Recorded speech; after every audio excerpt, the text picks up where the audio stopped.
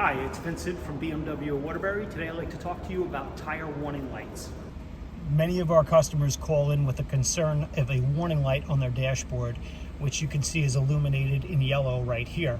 That's an indication that there may be a concern regarding one or multiple tires.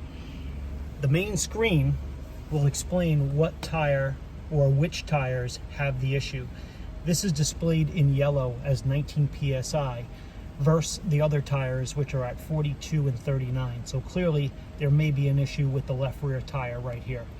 So when you see that, that's an indication that you should check all of your tires, or come into BMW of Waterbury and we'll check it for you. But if you're in a situation where you want to check it yourself, I want to show you how to do that.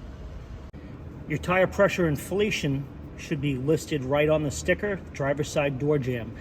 This jamb shows us that the correct pressure should be 39 psi.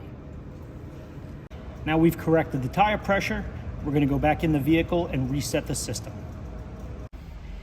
So now you see that the tire pressures have been corrected. The left rear is now at 39, the right rear is now at 39, and the system reset itself. If you were in a situation where you had to reset it to get everything to recalibrate, you would go back into tire pressure monitoring, hit the tire settings, and perform a reset. So when you do that, it's going to recalibrate all the tires once you start moving.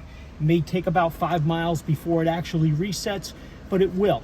Once that happens, you're all set to go. If you continue to get that warning light on, you might want to bring that into BMW Waterbury so we can check it for any type of punctures.